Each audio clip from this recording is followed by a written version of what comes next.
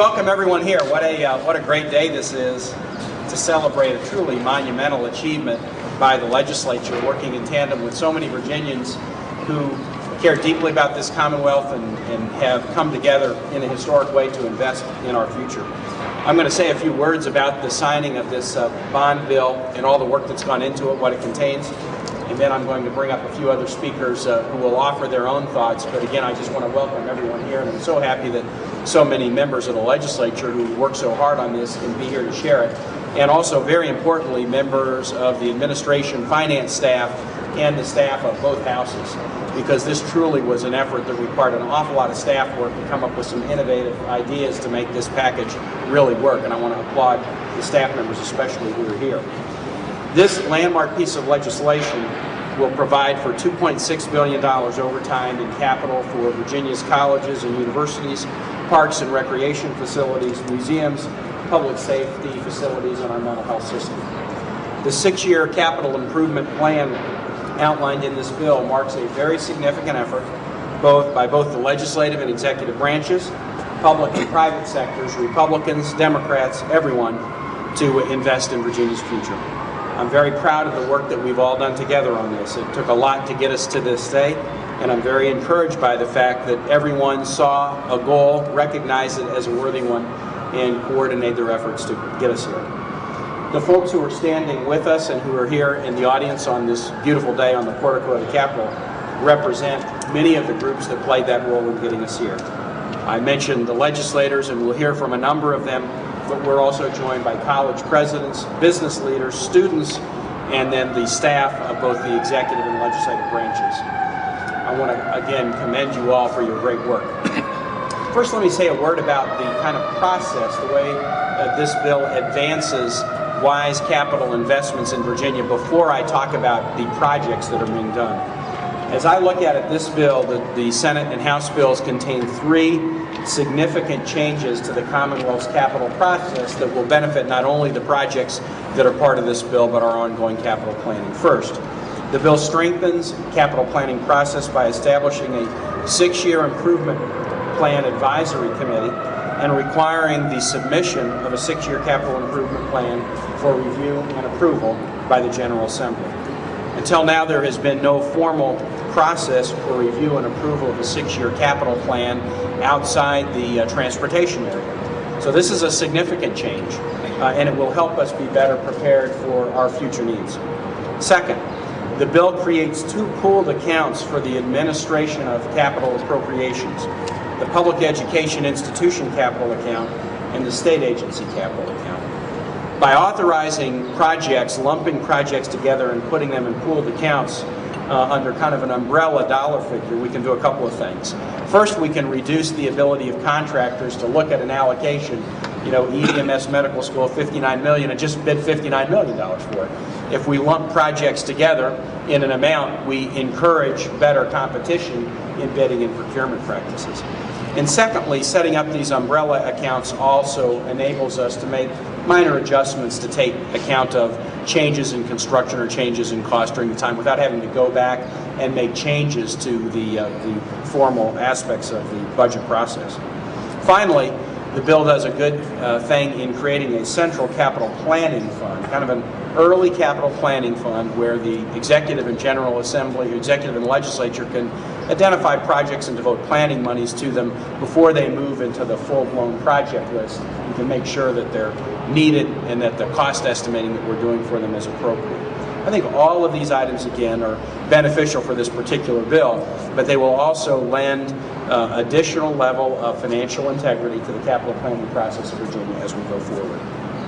The goal that we all share is to build worthy projects, but to make sure that we build them at reasonable costs. And these 3 changes will enable us to do better and better at that. This is an opportune time for us to be making significant capital investments. In tough economic times, the investments that are represented in this package will provide both immediate economic stimulus, and because they are focused upon the economic development of the Commonwealth, will provide long-term opportunities for growth. The package does include an immediate stimulus, about $1.5 billion over the next 2 years for 75 projects in higher education, public safety, and natural resources. The construction of these projects will create jobs, will create payroll that will be then spent in the communities in Virginia to stimulate the economy. Beginning the needed projects now will be less costly than in future years. These are projects that we're going to get done. It was just a question of when. And if we had waited with the increases in construction materials, we would have had to spend more to do them. In the long term, the investments that we make, especially these investments in human capital, our most important asset, will drive the continued economic success of the Commonwealth. Let me focus on the higher education projects first. Of the $2.6 billion identified in the entire package, $1.9 billion is dedicated to projects in the higher education system. And this is the largest capital investment in higher education in Virginia history. In the global economy of today and tomorrow, I needn't tell anyone here that a high school degree is just not enough. We have to encourage our high school graduates to continue their education at universities, verify technical programs in our community colleges. Virginia is the only state in the South that has a higher ed attainment rate greater than the national average, but we've seen that higher ed attainment rate in Virginia, as is the case nationally, plateau at a time when other nations' higher ed attainment rates continue to rise in a very dramatic fashion.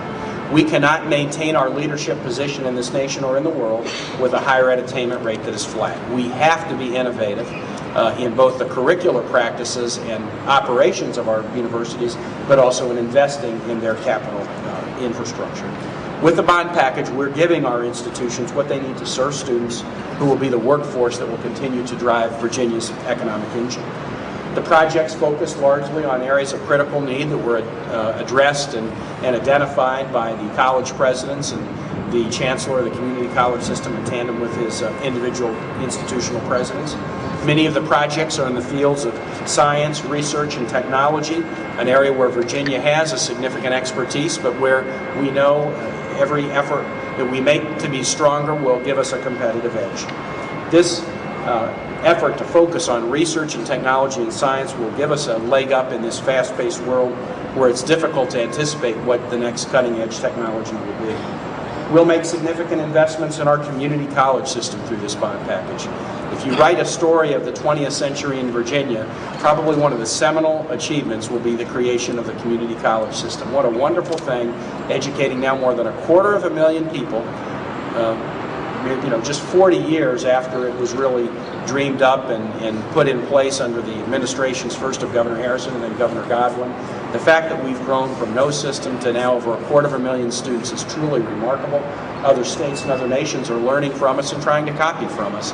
We need to make critical investments because it is very likely that many of the new students, an overwhelming majority of the new students will educate in coming decades, will be educated at least for a part of their careers at Virginia's community colleges. Additionally, the package lays the groundwork to dramatically increase the numbers of physicians, dentists, and other health professionals serving Virginia. We've wrestled in the past 2 sessions with some significant workforce shortages in nurses and other medical professionals. Particularly with the investments in the 3 medical schools, this is a huge step forward in the training of medical professionals who will serve Virginians in years to come. We've also been able to address, in addition to higher education, some other very significant needs in this 6-year capital improvement plan. As part of the plan, we will provide for some of the most vulnerable citizens of Virginia by addressing life and safety risks at our training centers and proceeding with plans to modernize one of our mental health hospitals. There's $209 million in the budget, in the bond package for 6 projects that will move forward immediately in the area of mental health and serving people with intellectual disabilities. The plan also contains a significant increase in funding for the capital infrastructure of our state park system.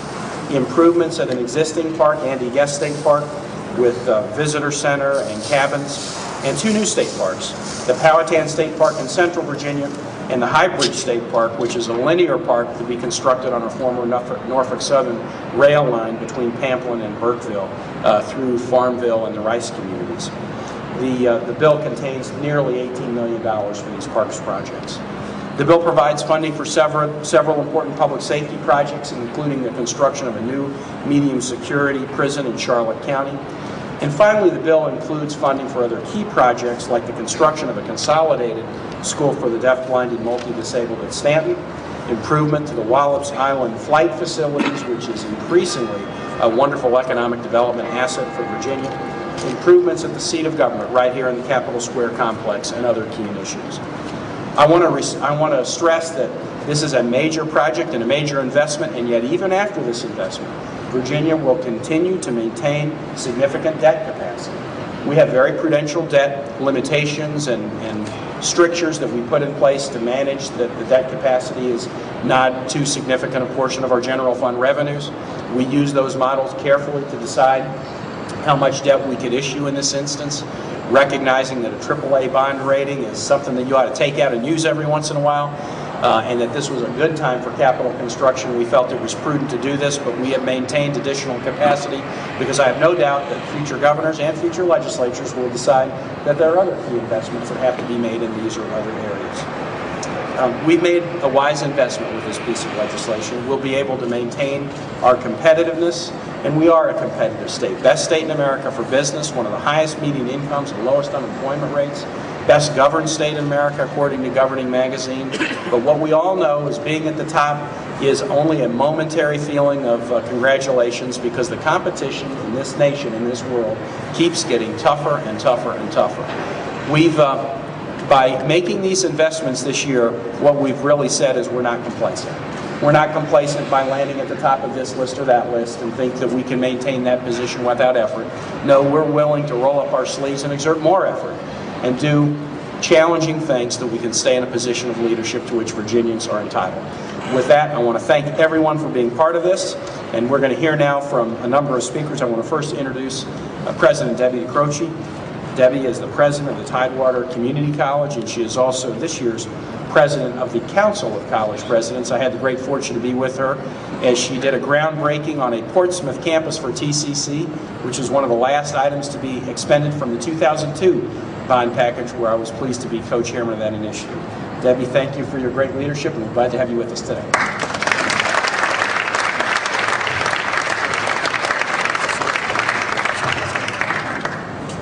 Well, good afternoon, everyone. And dare I borrow from the founding chancellor of the community college system by saying, it is indeed a great day to be alive in the Commonwealth.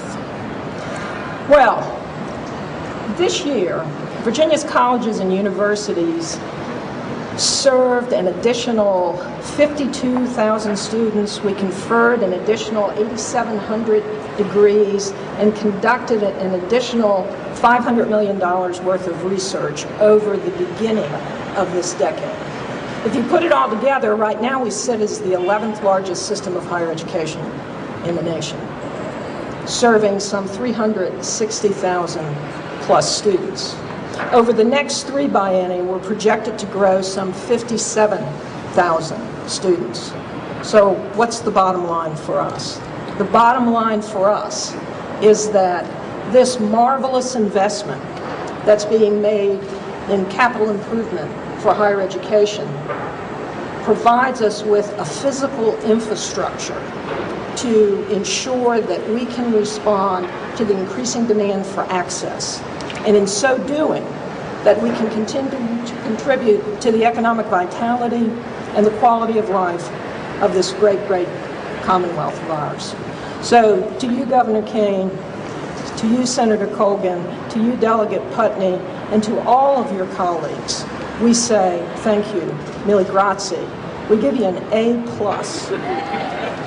And we promise we'll continue to make you proud as we continue to respond to the needs of this Commonwealth and Virginians everywhere.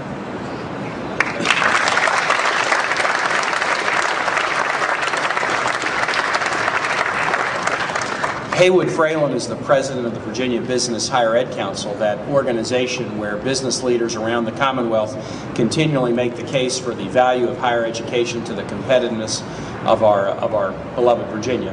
Haywood played an instrumental role with the Business Higher Ed Council in advocating for this package, and I want to now have Haywood come up and say a few words. Haywood.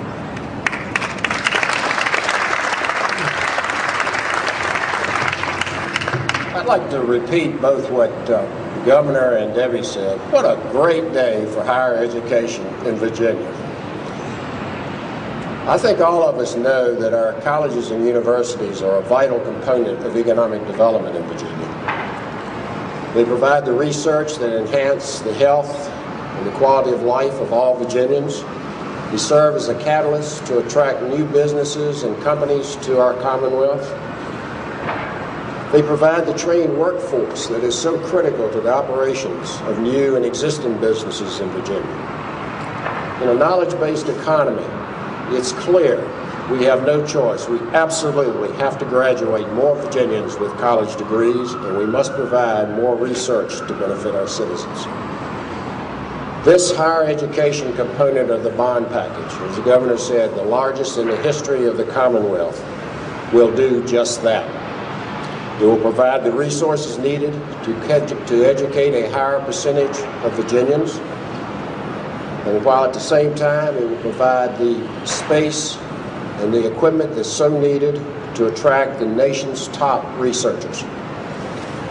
The credit for this remarkable effort goes to our state leaders, our governor, his administration, and his staff, particularly budget and finance, the Speaker of the House and Chairman of Appropriations, and other leaders of the House and their staff, particularly Appropriations, the Senate Finance Chairman, other Senate leaders and their staff, but particularly Senate Finance staff, were all instrumental in making this a bipartisan effort that ensured passage and also ensured that our system of higher education will remain the best in the land. We thank you all.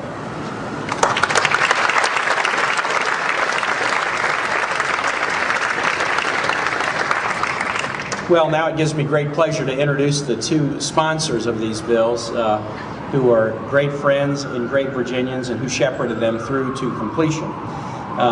What a fitting thing that in this signature achievement, the sponsors were the senior member of each body. Delegate Lacey Putney, the senior member of the House, not just now, but in the history of the Commonwealth of Virginia, more years in service in the House of Delegates than any Virginian in the years since 1619 when the General Assembly began, who is the chairman of the House Appropriations Committee and played such a yeoman's role in getting to this day. And Senator Chuck Colgan, the senior member of the Senate of Virginia, the chairman of the Senate Finance Committee. Each of these individuals, as chairs, for the first time this year, but said, well, let's start off with a bang and do something really big. And I will say a word of, give a particular compliment to these individuals that I haven't said to them before. Y'all remember that the process of this bond bill was such that when we reached the end of the regular session, it was not quite cooked. Now, it was cooked enough for me, so I basically said, hey, come on, just do this. But I give both Lacey and Chuck some kudos because they basically said, look, we're not quite there. We don't have any doubt that we can get there. So rather than try to just kind of close the deal in a quick way and not have it be the best it can be in the last couple of days of the session, let's take a little bit of time to really noodle on the last couple of issues, which were more technical issues than projects, and make sure that this is truly the best that it can be. At the time, I kind of wish they hadn't done that because I was nervous about whether it would really happen or not. And yet, both of these individuals, looked at me in the eye and said, this is going to happen, Governor, and we're going to make it happen 100% the right way. And that extra bit of time really did work out well with the combined efforts of the staffs in finding some of these, kind of procedural advances that will help capital planning more generally in Virginia. So I give them real credit for having the wisdom to recognize this thing wasn't ready to pull out of the oven quite yet. Let me ask first Delegate Lacey Putney to come up and speak on behalf of the House, and then Senator Chuck Colgan.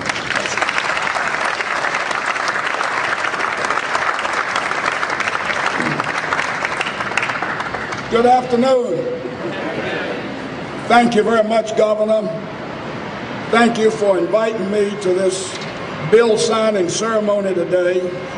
I'm not sure that I can say anything to add to what the governor and the previous speakers have already said, but I will take a minute. I want to thank you for also permitting me to have a part on this program today.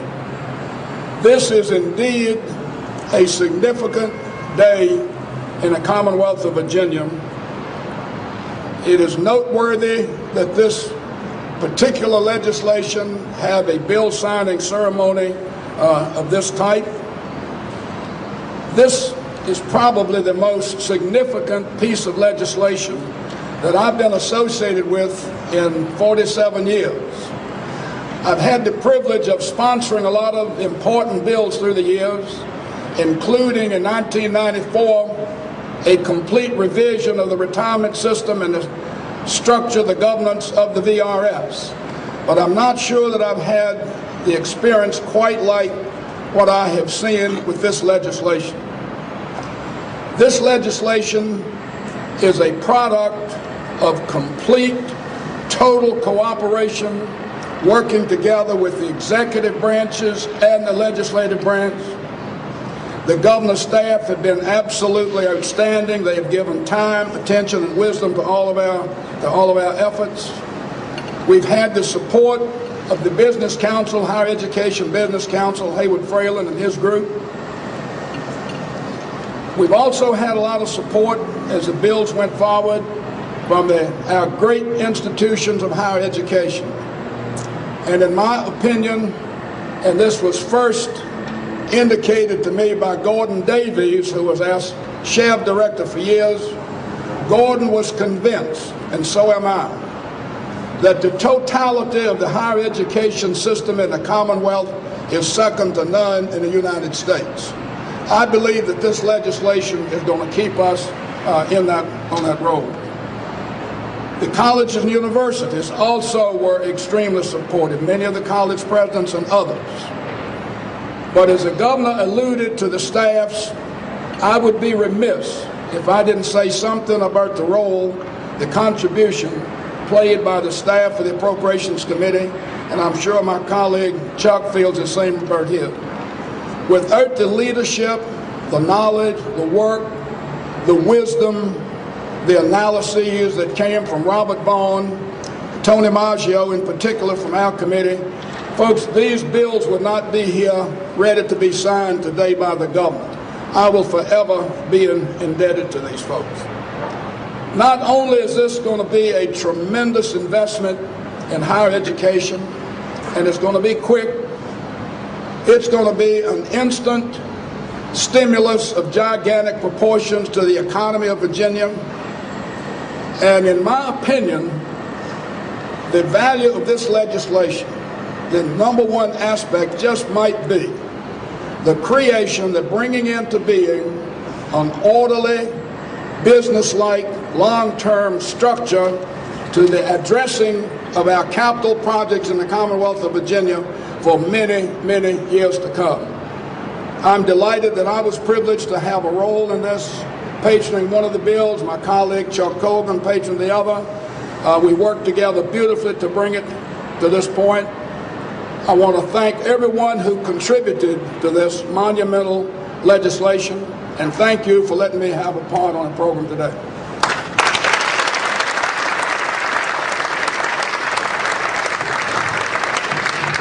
Good afternoon.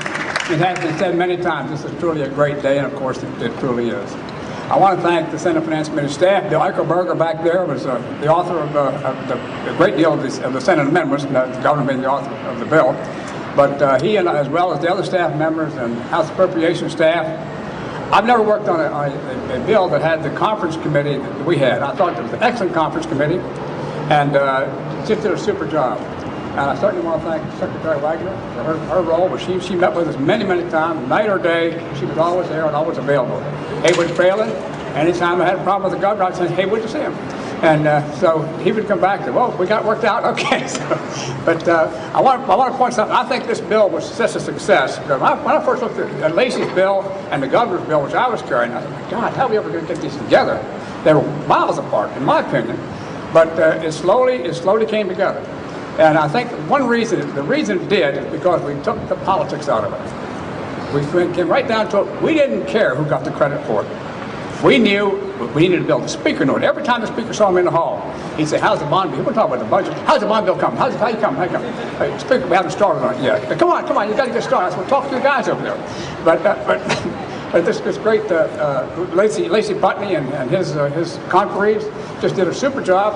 There was no ill will, no hard feeling. Nobody got punched. It was really a great effort on everyone's part. And I'll tell you, if you take a look at the Senate conference, let me tell you one reason this bill made it so well. Look at the Senate conference. Senator Watkins, and Senator Hangle, and Senator Stolle, you don't see him, and Senator Marsh, you don't see him, and I was the fifth conference. Now, what did I just tell you? I just told you that the Senate that's controlled by Democrats appointed 3 Republicans and 2 Democrats. How about that?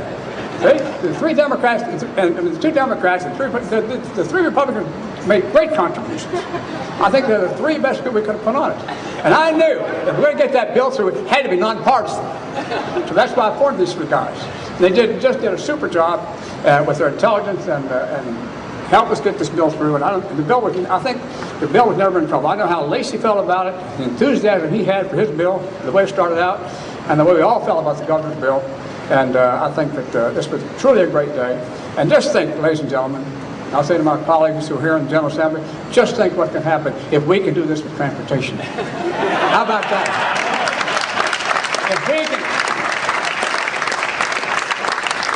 If we can forget the politics and do what's best for Virginia, that's what this bill did, the bond bill. We did what was best for Virginia, not the Democrats, not the Republicans, what's best for Virginia. A good transportation bill is what's best for Virginia. That's what we got to do, boys and girls. That's what we got to do. Thank you very much.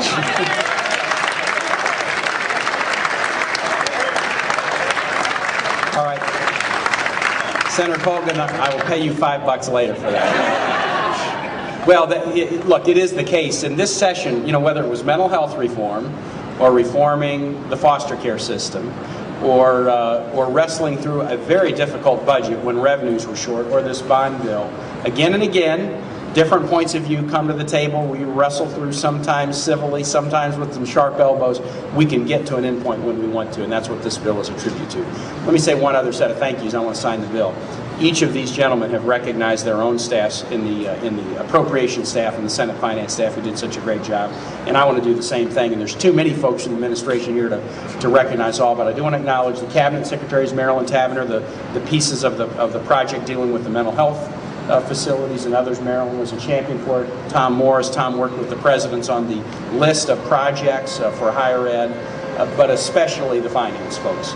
And that's Secretary Jody Wagner, and it's DPB Director Rick Brown, and it's Jody's 2 deputies, Manju Gunarwala and Dan Timberlake. You guys just did a marvelous job. And again, every time we work on one of these and we succeed, it makes it easier to succeed on the next one. It makes it easier the next time to work close together to find a solution to a tough challenge. And so we can celebrate that today. All right, let's come on over and sign this bill.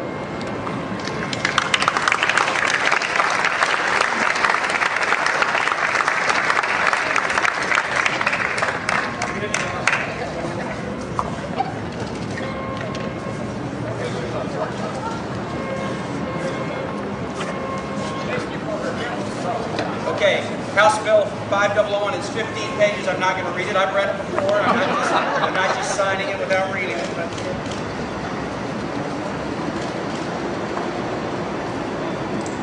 All right, Kelly Funding. And Senate Bill 5001.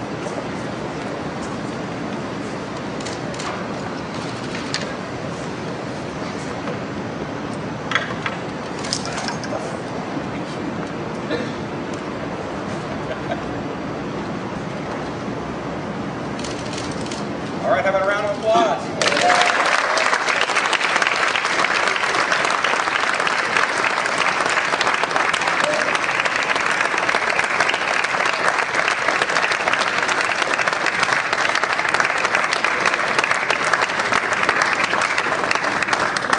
And that concludes. If you want to come up and just visit, please do it. If there's press here, just talk to us individually. But thank you all for being here. This is a great day.